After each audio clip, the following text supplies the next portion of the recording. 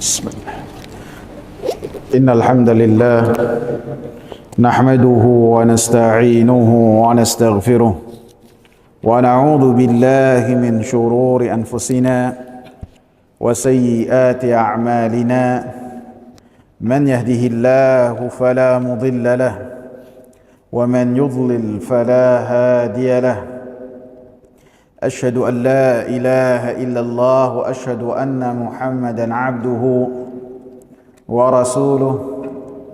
اللهم صل وسلم وبارك على نبينا محمد وعلى آله وصحبه ومن اتبع بهداه إلى يوم القيامة وبعد.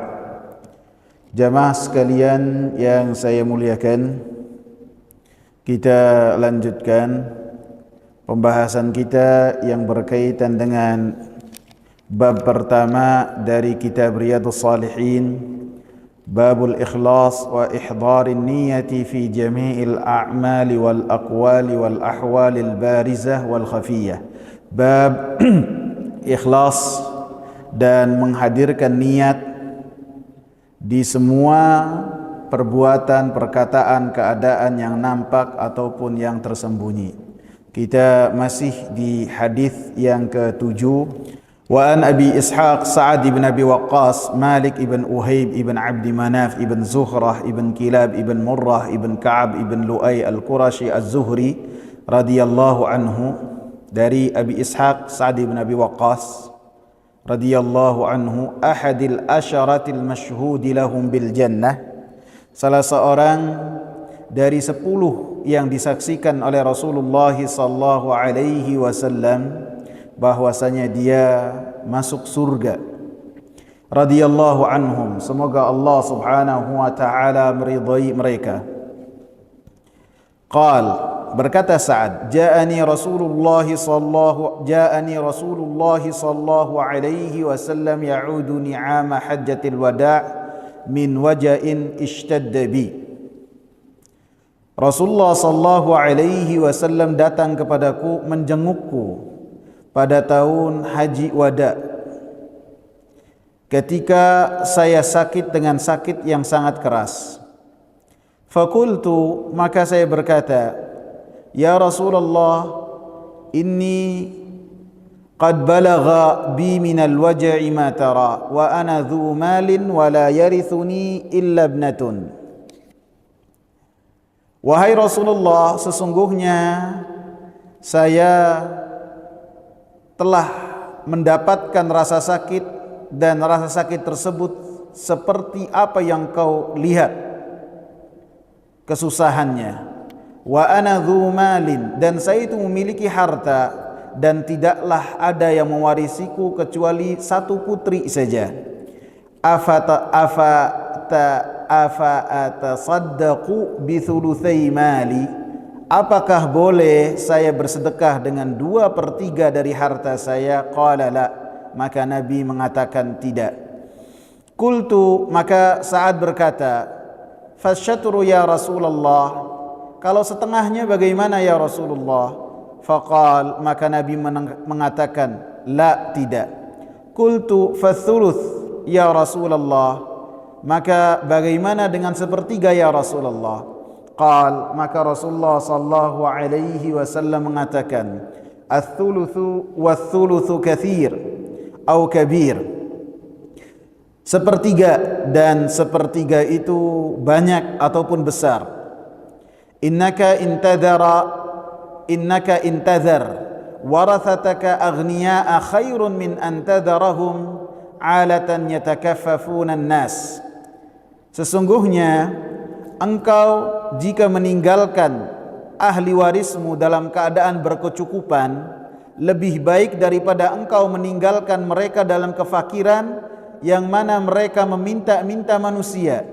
Wa innaka lan tunfiqa nafaqatan tabtaghi biha wajhallahi illa ujirta 'alaiha hatta ma taj'alu fi imra'atik. Dan sesungguhnya engkau tidaklah memberikan nafkah, dan dengan memberikan nafkah engkau mengharapkan wajah Allah Subhanahu wa taala, kecuali engkau diberikan ganjaran atasnya, bahkan suapan yang engkau berikan ke mulut istrimu. Qal, maka Sa'ad berkata, qultu, saya berkata, ya Rasulullah, ukhallafu ba'da ashabi, apakah saya ditinggalkan di kota Mekah dan sahabat-sahabatku berlalu? Qal, maka Rasulullah sallallahu alaihi wasallam mengatakan, innaka lan tukhallafa fata'malu amalan tabtaghi bihi wajah Allah illa izdadta bihi darajatan wa rif'atan.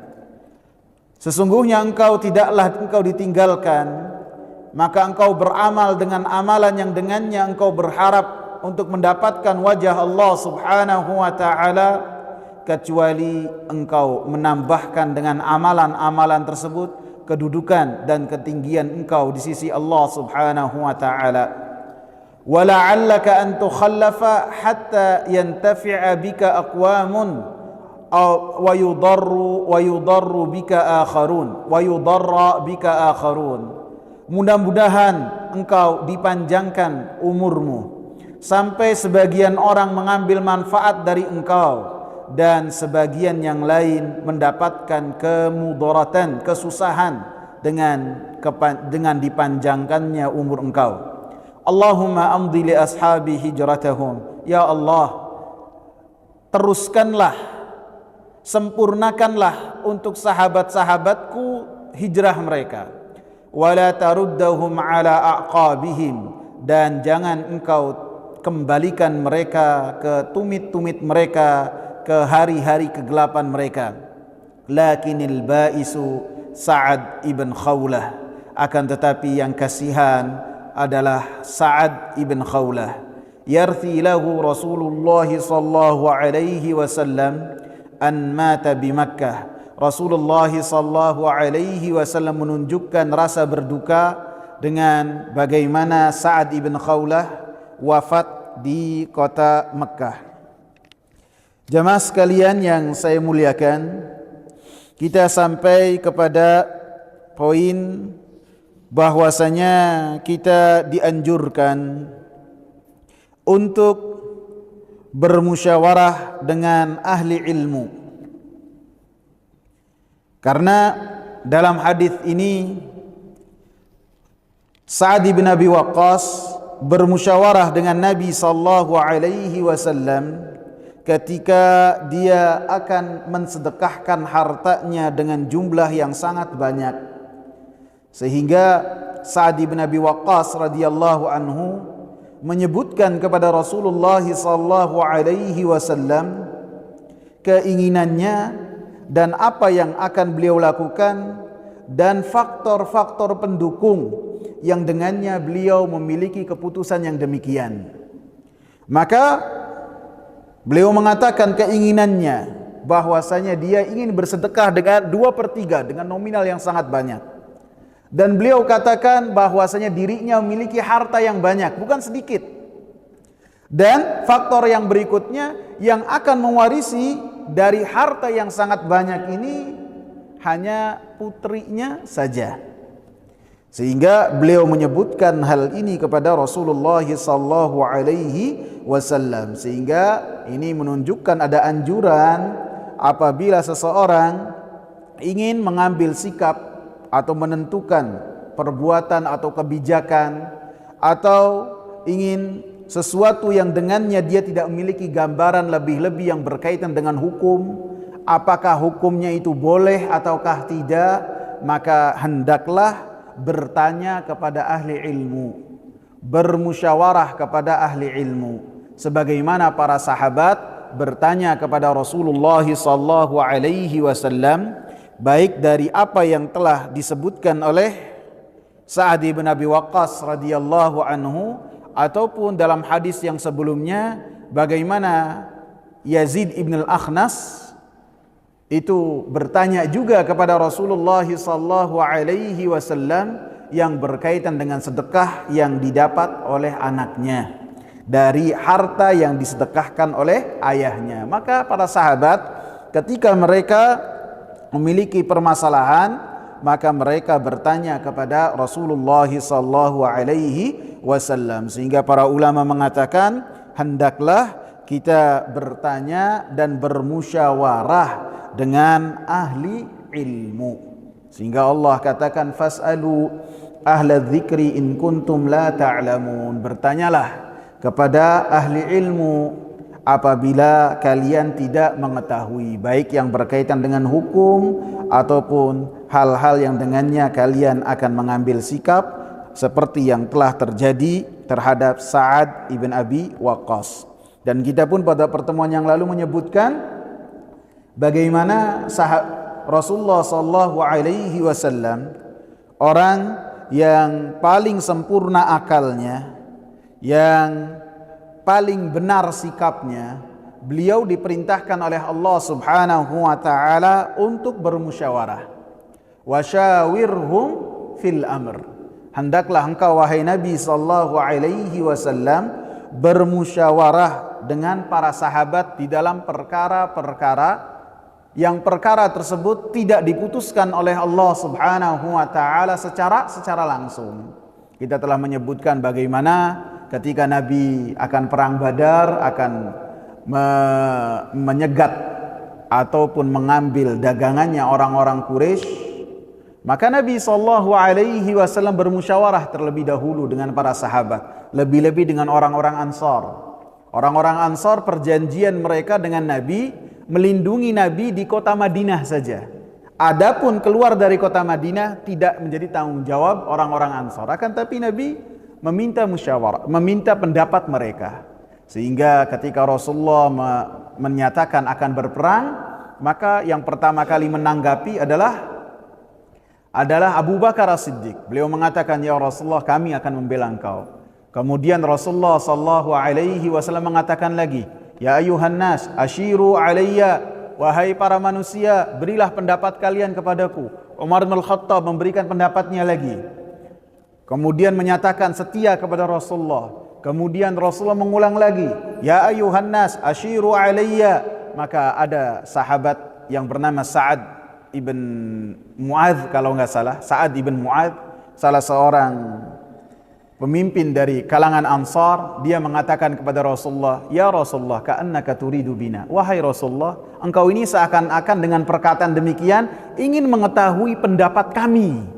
Kemudian sahabat yang mulia Sa'ad ini menyebutkan bahwasanya dia akan membela Rasulullah sallallahu alaihi wasallam dimanapun dia Rasulullah berada, tidak harus di kota Madinah. Kemudian Rasulullah sallallahu alaihi wasallam gembira. Begitu juga dengan ketika perang Uhud, Rasulullah bermusyawarah. Begitu juga ketika dalam perang Badar mendapati tawanan yang banyak. Abu Bakar ketika melihat tawanan-tawanannya itu saudara-saudara sendiri, orang-orang Quraisy, kata Rasulullah, udah bebaskan ya Rasulullah. Ini saudara-saudara kita, minta tebusan kita bebaskan. Akan tapi Umar mintanya apa?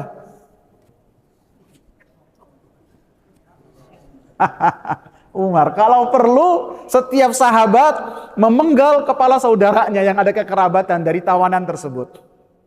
Padahal di antara tawanan-tawanan tersebut siapa? Al-Abbas, pamannya Nabi. Di antara tawanan-tawanan tersebut ada Abul As, menantunya Nabi. Penggal semua. Karena apa? Belum ada perintah langsung dari Allah, maka Rasulullah bermusyawarah. Tidak otoriter langsung memutuskan harus demikian, harus demikian, harus demikian. Walaupun apabila dilakukan oleh Rasulullah, para sahabat taat enggak? Taat. Pasti tunduk kepada Rasulullah. Kan tapi Rasulullah tidak mengajarkan kepada kita untuk kita ini jangan sungkan untuk bermusyawarah. Suami sama istri, istri sama suami, ayah sama anak, anak sama ayah, kakak sama adik, semuanya bermusyawarah. Ketika perang Khandaq, Rasulullah sallallahu alaihi wasallam mendapati 10.000 manusia mengepung kota Madinah. Khandaq tahun ke-5 kalau nggak salah. Maka dikumpulkan para sahabat. Apa nih? Apa yang harus kita lakukan? Sebelumnya perang Uhud juga demikian, perang Khandaq juga demikian. Maka Salman Al-Farisi menyebutkan idenya. Kemudian Rasulullah mengambil ide dari Salman Al-Farisi dengan membuat parit, yang mana membuat parit ini tidak dikenal oleh orang-orang Arab jahiliyah, lebih-lebih kuda-kuda Arab. Mereka tidak biasa melihat parit dalam peperangan. Kaget. Berdiskusi. Kemudian juga ketika Rasulullah sallallahu alaihi wasallam dalam Sulhul Hudaybiyah, ketika Rasulullah sallallahu alaihi wasallam mendapati bahwasanya beliau tidak bisa menuntaskan ihram yang telah beliau masuk ke dalamnya karena dihadang oleh orang-orang kafir Quraisy, tidak boleh. Maka Rasulullah sallallahu alaihi wasallam memerintahkan kepada para sahabat untuk tahallul. Untuk tahallul. Para sahabat diam saja, tidak ada yang bergerak, diam, saking sedihnya. Karena kepengenan mereka apa? Menunaikan ibadah umrah.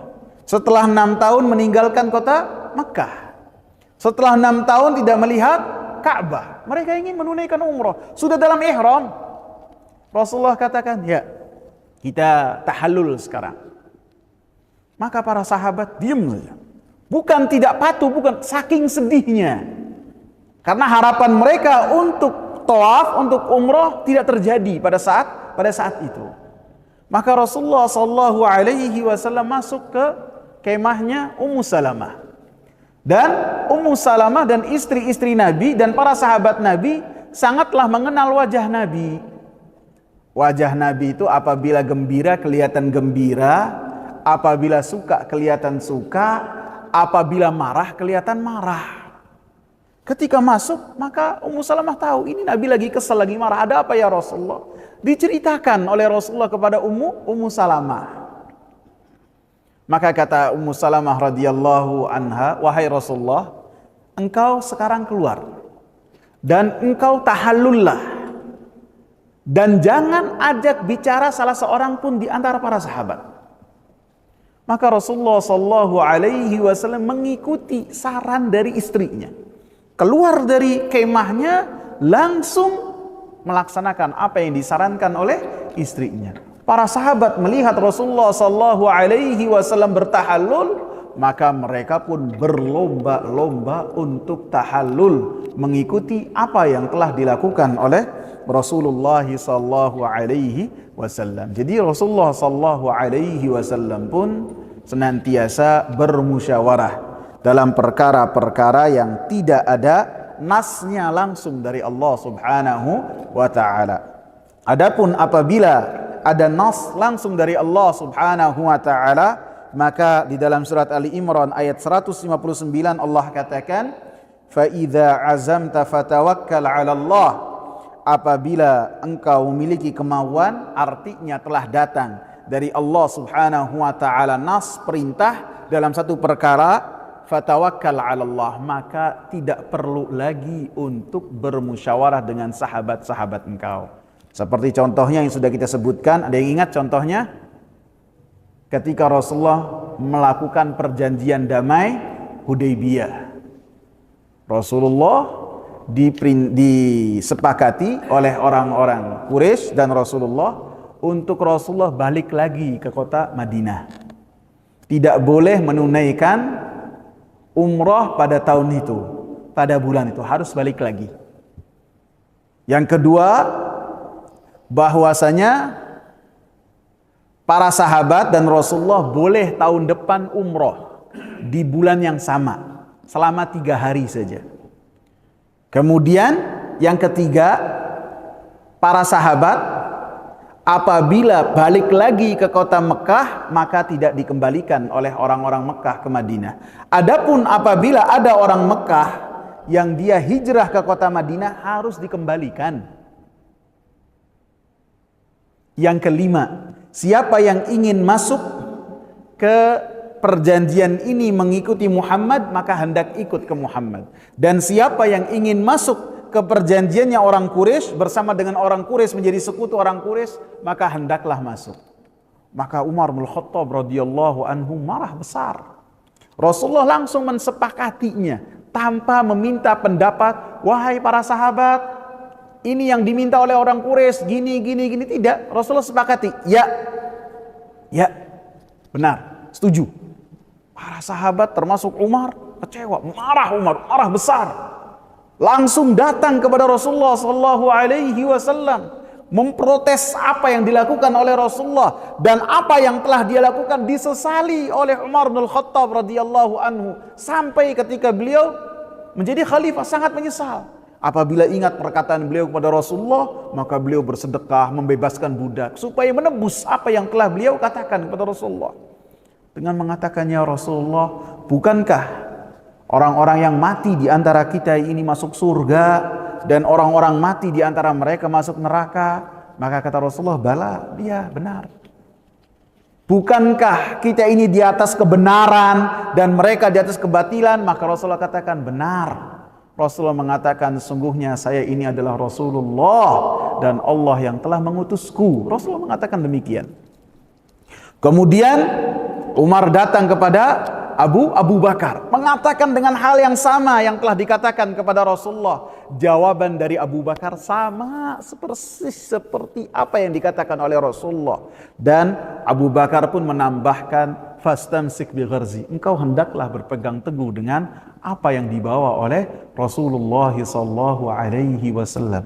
Ketika pulang, Allah Subhanahu wa taala katakan, inna fatahna laka fatham mubina. Wahai Nabi Muhammad, sesungguhnya kami telah berikan kepada engkau kemenangan yang sangat besar. Perjanjian Hudaybiyah seakan-akan poin-poinnya itu menyudutkan Nabi dan para sahabat. Akan tetapi Allah Subhanahu wa taala katakan, perjanjian damai Hudaybiyah itu adalah kemenangan yang besar untuk Nabi dan para sahabat. Dan setelahnya Umar bin Khattab radhiyallahu anhu menyesal dengan apa yang telah beliau katakan kepada Rasulullah. Ini menunjukkan bahwasanya apabila sudah ada wahyu, akal tidak boleh mengusik-musik wahyu. Wahyu telah datang, Al-Quran dan As-Sunnah. Kemudian ada orang yang menggunakan akalnya, tidak boleh. Wahyu ini tidak boleh akal ini mementahkan wahyu, tidak boleh. Sekelas Umar bin Khattab saja ketika mencerna dengan akalnya apa yang telah diputuskan oleh Rasulullah, dan keputusan Rasulullah itu wahyu dari Allah Subhanahu wa taala, beliau menyesal dengan penyesalan yang sangat besar sekali. Menunjukkan kita tidak boleh membangkang wahyu, baik itu Al-Quran ataupun sunnah Nabi sallallahu alaihi wasallam.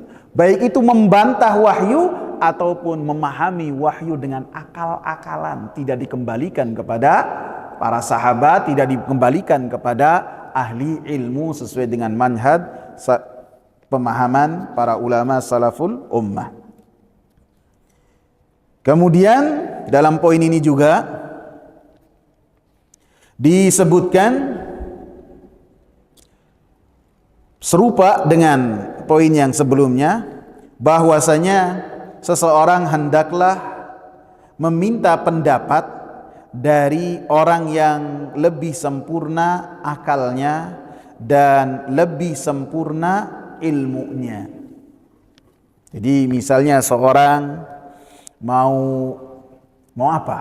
Baik ini berkaitan dengan perkara-perkara dunia, perkara-perkara agama atau perkara-perkara dunia.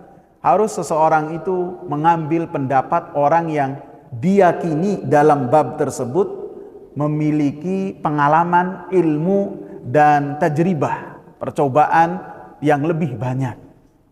Misalnya seorang mau beli rumah, rumahnya di mana, kemudian letaknya di mana, harga pasarannya berapa, ini perkara-perkara dunia.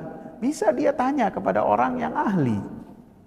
Bisa walaupun dengan muqabil, dengan dia membayar orang tersebut. Nih saya bayar sekian, menurut engkau, pendapat engkau, rumah ini dihargai sekian dan sekian, wajar apa enggak? Itu demikian boleh. Dan dianjurkan. Termasuk fas'alu ahla dzikri, kalian bertanya kepada orang-orang yang mengetahui jika kalian tidak mengetahui. Dan orang yang ditanya juga harus amanah. Dan orang yang bertanya itu harus mengetahui amanah orang tersebut, dan orang yang ditanya harus memiliki amanah. Ketika menjawabnya harus menunjukkan ketakwaan kepada Allah Subhanahu wa taala. Jangan sampai kita ambil ahli orang yang biasa mengerti rumah ataupun bangunan, kemudian kita datang ke orang tersebut, nih saya dapat tawaran rumah di daerah ini, yuk kita lihat bareng. Begitu sampai situ, karena orangnya nggak amanah, oh ini kemahalan harga segitu. Ini pasarannya tidak harus 200 juta, mungkin 100 juta. Ini nggak bisa. Ini rumah udah jelek.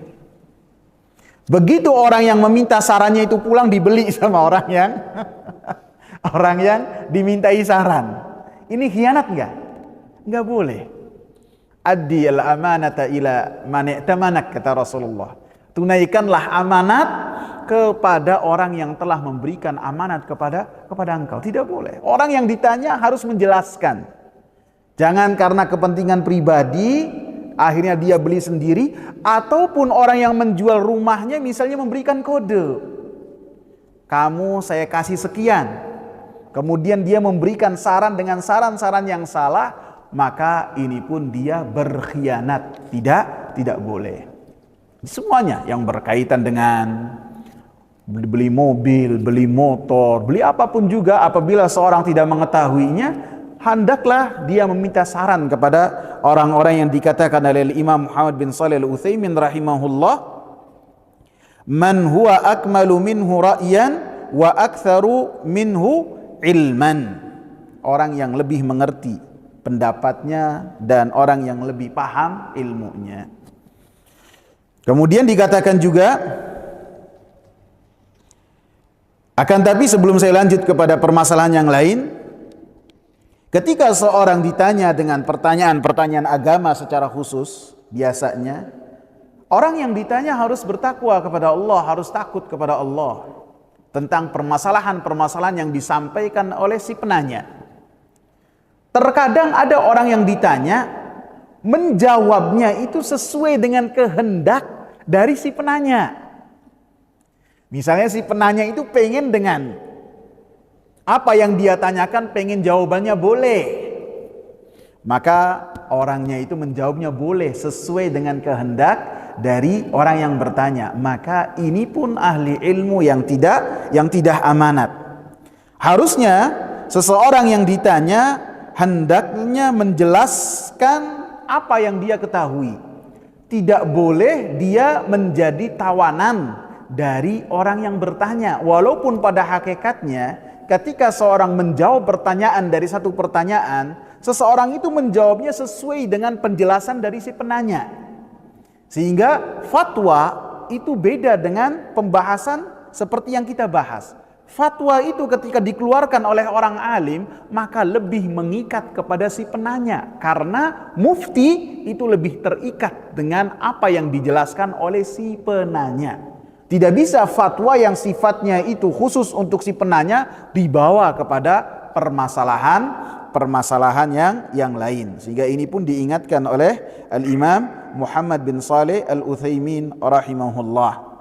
Kemudian pelajaran yang berikutnya dikatakan oleh Imam Muhammad bin Shalih Al-Utsaimin rahimahullah, bahwasanya orang yang meminta saran hendaknya dia menjelaskan apa yang dia tanyakan dan dia permasalahkan sesuai dengan apa yang ada dia di atasnya.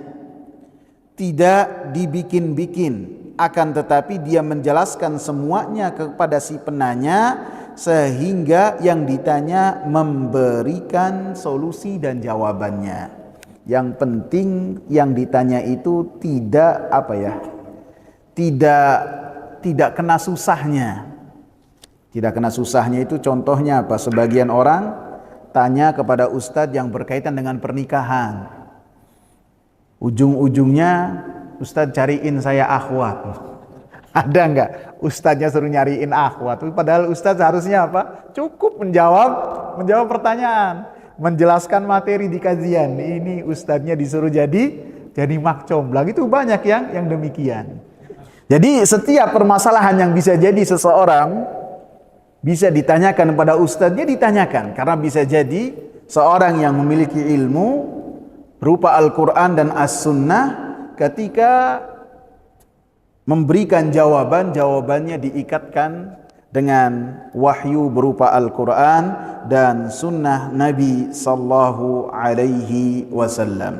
Kemudian faedah yang berikutnya, pelajaran yang berikutnya dari hadis ini disebutkan annahu la yajuzu lil maridi maradan makhufan an yu'tiya akthara min ath-thuluth illa idza ajazahu al-warathah. Dalam hadis ini dijelaskan bahwasanya orang yang sakit dengan sakit yang ditakutkan kematian kepadanya tidak boleh untuk memberikan kepada siapapun juga dari hartanya di atas dari sepertiga, baik yang sifatnya itu wasiat ataupun sifatnya itu pemberian ataupun sedekah, maka tidak boleh untuk memberikan hartanya lebih dari sepertiga. Tidak boleh. Bahkan seperti yang sudah saya sebutkan, bahwasanya yang berkaitan dengan orang yang sakit, maka sebagian muamalahnya itu, perbuatannya itu ditangguhkan. Saya sebelumnya menyebutkan bahwasanya talaqul firar itu tidak terjadi dalam kajian-kajian sebelumnya. Talaqul firar itu artinya ketika seorang sakit dengan sakit yang parah, bisa jadi sudah sangat lemah, kemudian dia memperkirakan bahwasanya dia itu dekat dengan kematian, artinya secara medis pun demikian. Kemudian dia mentalak istrinya dengan talak yang bain, dengan talak yang istrinya itu berpisah dengannya secara menyeluruh, tidak raj'i, tidak pulang lagi. Maka sebagian ulama mengatakan bahwasanya talak yang dia lakukan itu sah. Saya mengatakan sebelumnya tidak sah. Talak yang dia lakukan sah. Akan tetapi ketika talak yang terjadi itu karena orang yang sakit itu ingin menghalangi istrinya itu tidak mendapat bagian dari warisan dari hartanya, maka para ulama mengatakan talaknya itu sah, akan tetapi warisan yang dari orang ini, apabila orang yang sakit ini meninggal dunia ketika yang ditalak itu masih dalam iddahnya, maka si istri itu mendapatkan bagian dari waris walaupun dia itu sudah lepas untuk menjadi seorang istri. Karena talak bain itu ketika si istri talak bain di iddahnya sudah bukan istri lagi. Akan tapi apabila ada indikasi kuat bahwasanya dia mentalak dengan talak bain karena ingin menghalangi si istri ini supaya mendapatkan bagian dari harta warisnya, maka para ulama mengatakan hendaknya qadhi mengambil keputusan dengan berlawanan dari keinginan yang diinginkan oleh orang yang sakit ini. Sehingga ketika dia ingin menghalangi orang ini si istri ini dapat dari warisannya, maka diberikan harta sesuai bagian dari warisan, yaitu apabila dia hanya seorang saja istrinya, dia mendapatkan 1/8. Tapi apabila istrinya 3 ataupun 4, maka 1/8 ini dibagi dengan 3 yang lainnya. Kemudian disebutkan juga oleh Imam Muhammad bin Shalih Al-Utsaimin rahimahullah di dalam hadis ini juga bahwasanya ada anjuran ketika seseorang memberikan hartanya itu hendaknya kurang dari 1/3, seperti yang dikatakan oleh Abdullah ibn Abbas. Abdullah ibn Abbas mengatakan, "Lau anna an-nasa ghaddu min ats-tsuluthi ila ar-rubu' li'anna an-nabiy sallallahu alaihi wasallam qala ats-tsulutsu wa-ats-tsulutsu katsir."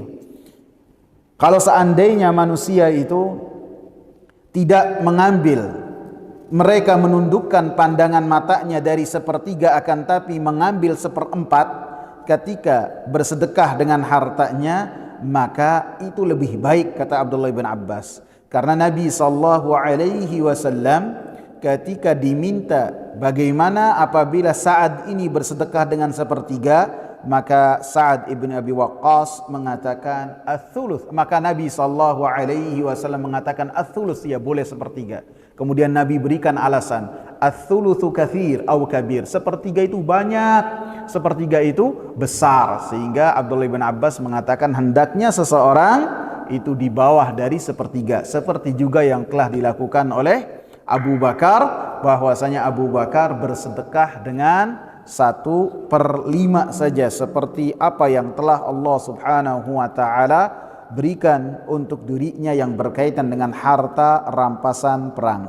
Pelajaran yang berikutnya, annahu la yajuzu lil insani idza kana maradan yukhsha minhu al-maut an yatabarra'a bi aktsara min ats-tsuluts min malih, bahwasanya tidak boleh bagi seseorang ketika dia itu sakit dengan sakit yang ditakutkan dia itu meninggal dunia, untuk dia atau mendonasikan hartanya lebih dari sepertiga, baik itu sifatnya ia bagi-bagikan ke siapa saja, ataupun ia sedekahkan, ataupun ia berikan untuk membangun masjid-masjid, ataupun sifatnya hibah kepada siapa saja, maka tidak boleh untuk melakukan itu semua apabila di atas dari sepertiga. Karena dalilnya adalah dalam hadis ini Nabi sallallahu alaihi wasallam melarang Sa'ad ibn Abi Waqqas ketika bersedekah lebih dari sepertiga. Walaupun tadi perkataan Abdullah bin Abbas hendaknya kurang dari sepertiga, yaitu seperempat. Begitu juga ketika seorang berwasiat, maka wasiat itu cukuplah sepertiga. Ataupun menurut pendapat Abdullah bin Abbas, hendaknya apabila seseorang ingin berwasiat, hendaknya tidak lebih dari seperempat, sebagaimana yang telah dikatakan oleh Abdullah ibn Abbas. Karena pada hakikatnya wasiat ini serupa dengan pemberian, kecuali wasiat itu dilakukan dan diberikan ketika orang yang berwasiat itu telah meninggal dunia. Pelajaran yang berikutnya, idza kana malul insani qalilan wa kana warathatuhu fuqara fal afdalu an la yusiya bi syai'in la qalilin wala katsir. Apabila seseorang tidaklah memiliki harta dengan harta yang banyak, hartanya pas-pasan, dan ahli warisnya dalam keadaan yang pas-pasan juga, maka yang paling baik baginya untuk tidak berwasiat dengan sedikit pun, tidak berwasiat dengan wasiat yang sedikit ataupun wasiat yang banyak. Misalnya wasiat tolong belikan mushaf Al-Quran untuk ditaruh di masjid-masjid senilai 5 juta ataupun 10 juta misalnya, akan tapi hartanya itu tidak banyak, maka dikatakan bahwasanya ketika dia dalam keadaan demikian tidak berwasiat, maka itu lebih baik. Karena Rasulullah sallallahu alaihi wasallam mengatakan, innaka antadhara warathataka aghniya khairun min antadharahum alatan. Sesungguhnya engkau untuk meninggalkan ahli warismu dalam keadaan berkecukupan itu lebih baik daripada engkau tinggalkan mereka dalam keadaan tidak berkecukupan. Sehingga Rasulullah katakan khair, ketika meninggalkan warisan untuk ahli waris itu lebih baik daripada mendonasikan harta yang dimiliki oleh orang yang akan mati kepada hal-hal yang sifatnya sosial. Misalnya bangun jalan, bangun jembatan, bangun masjid. Walaupun itu semua baik, akan tetapi ketika harta tersebut diberikan kepada ahli warisnya, maka kata Rasulullah sallallahu alaihi wasallam, maka itu ada kebaikan.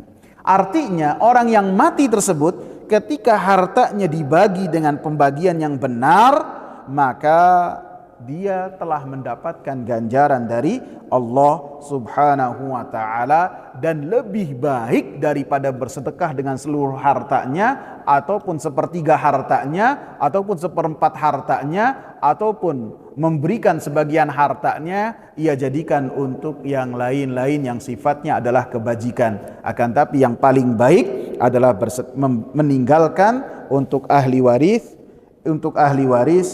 harta warisan yang dengannya mereka melanjutkan kehidupan mereka.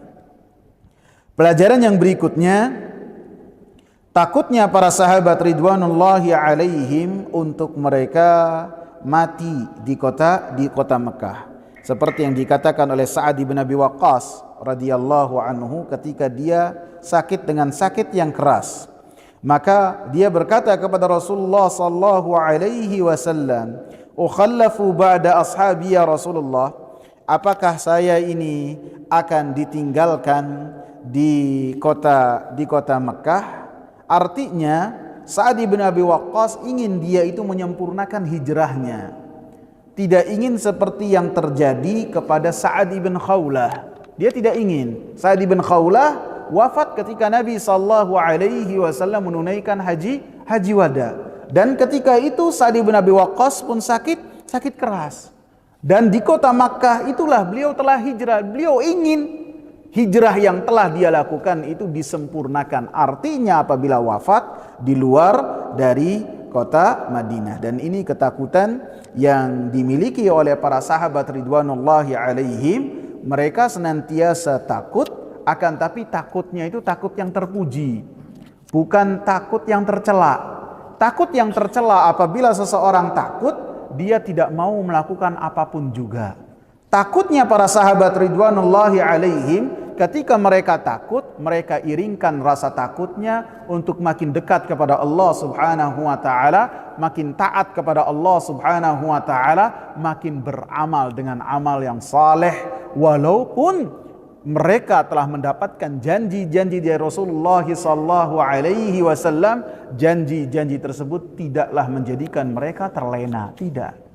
Mereka makin giat dalam beribadah, makin kencang dalam beribadah, dan makin menunjukkan ketakwaan yang luar biasa, sehingga mereka ketika beramal, amalannya luar biasa. Bagaimana Umar bin Khattab radhiyallahu anhu, di matanya ada bekas dia air mata mengucur karena sering menangis kepada Allah Subhanahu wa taala.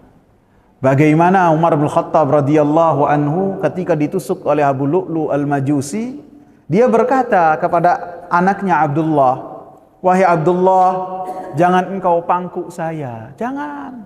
Karena pada saat itu Abdullah memangku kepalanya Umar di pahanya, dipangku supaya pahanya Abdullah itu jadikan bantal. Letakkan saya di atas tanah supaya Allah Subhanahu wa taala merahmati saya. Kasihan kepada Umar bin Khattab. Allahu akbar. Kata Umar, cukup bagi saya itu impas. Allah taala, ini rasa takut yang besar dari para sahabat ridwanullahi alaihim. Sehingga Al-Hasan Al-Basri rahimahullah, beliau mengatakan bahwasanya rasa aman dari azab Allah Subhanahu wa taala tidaklah dimiliki kecuali oleh orang-orang munafik. Adapun para orang-orang yang beriman dengan iman yang benar, mereka senantiasa takut kepada Allah Subhanahu wa taala. Dan Allah mengatakan dalam hadis qudsi, siapa yang takut kepadaku ketika dia hidup di dunia, maka Allah Subhanahu wa taala akan berikan kepadanya rasa aman ketika menghadapi tahapan-tahapan hari kiamat, dari alam barzah sampai melewati sirat kemudian masuk ke dalam surga. Karena kata Allah, la ajma'u ala qalbi mu'min khawfaini ala qalbi abdi khawfaini, saya tidak akan mengumpulkan di dalam hati seorang hamba, kata Allah, dua rasa takut. Apabila ada seorang takut di dunia kepada Allah dengan takut yang benar, di akhirat Allah Subhanahu wa taala berikan kepadanya rasa aman. Sebaliknya, ketika seseorang memiliki rasa aman di dunia, tidak takut dari azab Allah, melakukan kemaksiatan, maka Allah Subhanahu wa taala akan berikan kepadanya ketakutan yang luar biasa. Di hari dia dimatikan oleh Allah sampai dia melewati sirat, kemudian diputuskan masuk surga ataupun masuk neraka. Dan pelajaran yang berikutnya, mukjizat dari Nabi sallallahu alaihi wasallam yang nampak dari hadis ini. Karena ketika Sa'ad bin Abi Waqqas mengatakan kepada Rasulullah bahwasanya dia itu ditinggalkan oleh para sahabat, ataukah dia itu akan ditinggalkan di kota Madinah, di kota Mekah dengan sakit yang luar biasa. Kemudian Nabi sallallahu alaihi wasallam mengatakan kepada Sa'ad bin Abi Waqqas dengan perkataan, wala'allaka an tukhallaf, engkau ini akan dipanjangkan umurnya oleh Allah Subhanahu wa taala. Padahal pada saat itu Sa'ad bin Abi Waqqas dalam keadaan yang sangat payah sekali. Sehingga dia jelaskan bahwasanya rasa sakitnya itu luar biasa payah. Sehingga harapan dia untuk hidup itu sangat kecil. Maka Rasulullah mengatakan engkau ini akan dipanjangkan umurnya oleh Allah. Sehingga pada saat beliau sakit ketika Nabi menunaikan haji wada, umur beliau berapa? 40 tahun. Karena beliau masuk Islam usia Sa'ad berapa? 17 tahun. 23 tahun kemudian usia dari Sa'ad ini 40 tahun. 40 tahun dan beliau pesimis, beliau mengatakan bahwasanya beliau itu akan meninggal dunia. Maka Nabi sallallahu alaihi wasallam mengatakan usia engkau ini akan dipanjangkan oleh Allah Subhanahu wa taala. Dan Nabi ketika mengatakan demikian tidaklah mengatakannya kecuali dari wahyu dari Allah Subhanahu wa taala. Dan akhirnya Sa'ad wafat pada tahun 50-an Hijriyah. Padahal 10 Hijriyah beliau kepayahan. Umurnya 40 tahun beliau kepayahan. Kemudian baru wafat sekitar, ada yang mengatakan tahun 51, ada yang mengatakan 53, ada yang mengatakan 54. Alhasil 50-an dan di zamannya Muawiyah bin Abi Sufyan di kota Madinah. Dan pada saat itu usia beliau sekitar 70 tahun. Ada yang mengatakan 72, ada yang mengatakan 74, 70-an. Artinya panjang sekali seperti apa yang dikabarkan oleh Rasulullah sallallahu alaihi wasallam. Jadi ketika Nabi mengabarkan dan kabarnya itu terjadi, bukan prediksi dari Nabi, bukan ramalan. Ketika Nabi mengatakan bahwasanya engkau umurnya akan panjang, bukan ramalan. Ramalan itulah yang melakukannya pedukun, bukan. Nabi bukan dukun. Nabi apa yang dikatakan ini adalah wahyu dari Allah Subhanahu wa taala. Bukan juga hanya perkiraan, bukan. Ini wahyu dari Allah Subhanahu wa taala sehingga yang terjadi persis apa yang dikatakan oleh Nabi sallallahu alaihi wasallam. Umurnya panjang, kemudian anaknya banyak, yang putra 17, yang putri 18. Banyak dari yang tadinya satu putri saja. Nggak ada di kitab-kitab pembahasan istrinya berapa, nggak ada. Para ahli ilmu itu membahas itu tentang istrinya Hasan saja. Al-Hasan ibn Ali, istrinya 70. Al-Mughirah ibn Syu'bah, istrinya 300. Adapun selainnya para sahabat tidak disebutkan. Walaupun para sahabat itu senantiasa menikah. Bagaimana Ali dengan Umar bin Khattab, Umarnya menjadi menantunya Ali radhiyallahu anhu, dari putrinya Fatimah jadi menantu. Jadi mereka saling menikah, akan tapi dikatakan si fulan istrinya berapa jarang, kecuali disebutkan yang berkaitan dengan Al-Hasan dan yang berkaitan dengan Al-Mughirah ibn Syu'bah. Beliau pun membangun kota Kufah yang sebelumnya Kufah itu tidak ada.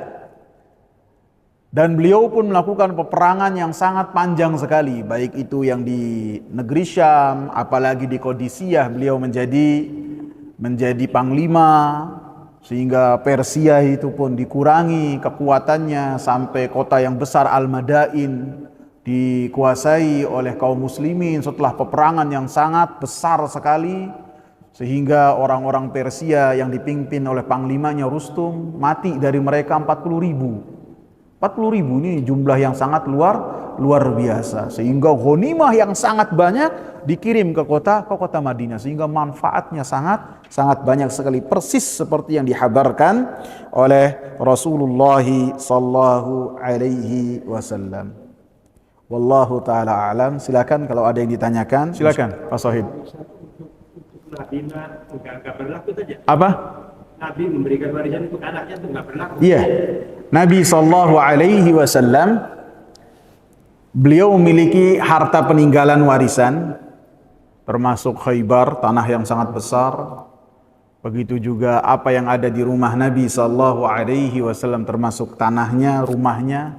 Dan ketika Fatimah radhiyallahu anha meminta kepada khalifah, yaitu Abu Bakar As-Siddiq radhiyallahu anhu, maka Abu Bakar As-Siddiq radhiyallahu anhu mengatakan kepada Fatimah putrinya Nabi bahwasanya beliau mendengar dari Rasulullah sallallahu alaihi wasallam mengatakan, nahnu ma'asyirul anbiya la nurith, bahwasanya kami para nabi itu termasuk keistimewaannya tidaklah mewariskan harta.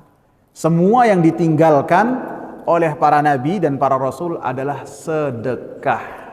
Dan hal ini ditolak oleh Fatimah radhiyallahu anha, dan akan tapi Abu Bakar senantiasa menjaga hubungan dengan Fatimah radhiyallahu anha, sehingga sebagian ulama mengatakan apa yang dilakukan oleh Fatimah radhiyallahu anha itu sebatas ilmu yang dia ketahui, walaupun ahli waris Nabi yang lainnya mengetahui apa yang telah dikatakan oleh Abu Bakar As-Siddiq radhiyallahu anhu. Karena istri-istri Nabi yang 9 tidaklah menuntut dengan apa yang telah dituntut oleh Fatimah radhiyallahu anha, menunjukkan istri-istri Nabi mengetahui apa yang telah diketahui oleh Abu Bakar As-Siddiq. Ya, jadi peninggalan Nabi semuanya adalah sedekah. Semoga bermanfaat. Subhanakallahumma bihamdika asyhadu an la ilaha illa anta astaghfiruka wa atubu ilaik. Assalamu alaikum warahmatullahi wabarakatuh.